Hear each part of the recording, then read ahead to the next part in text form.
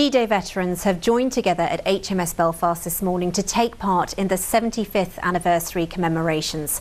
At 11 o'clock, the guns were fired to remember the sacrifice made by those who lost their lives.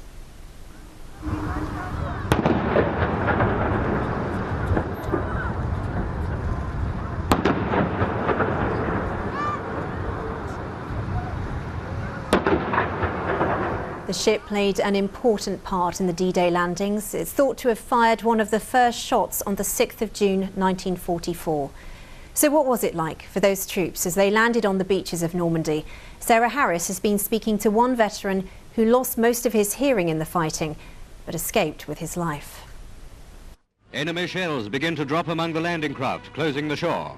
At dawn on June 6, 1944, Navy battleships appeared on the horizon off the Normandy coast. Their mission was to deliver as many troops as possible onto Gold Beach. When we got near the beach, all we had to do was drop the door and the troops ran out. 17-year-old John Nichols was on board a landing vessel carrying around 100 servicemen. Talking from the James Terry Court retirement home in Croydon, where he now lives, he says his most difficult job that day was not to open fire on his own men.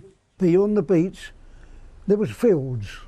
I remember firing at that particular spot, and the chap that was feeding my gun with ammunition, he gave me a shove, and I said, "What did you do that for?" I said, "I had 4 of them in line here."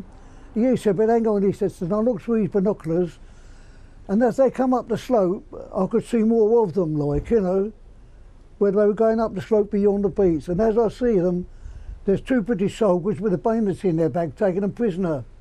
And if I'd have fired at them then, I'd almost probably taken out our blokes as well. This is what's left of another ship close to John's heart, 75 years on. The SS Amsterdam was a hospital unit for injured servicemen taken down by a German mine. On board was one of only 2 servicewomen who lost their lives in the Normandy landings. Dorothy Field was a London nurse who saved the lives of 75 men before her ship went down.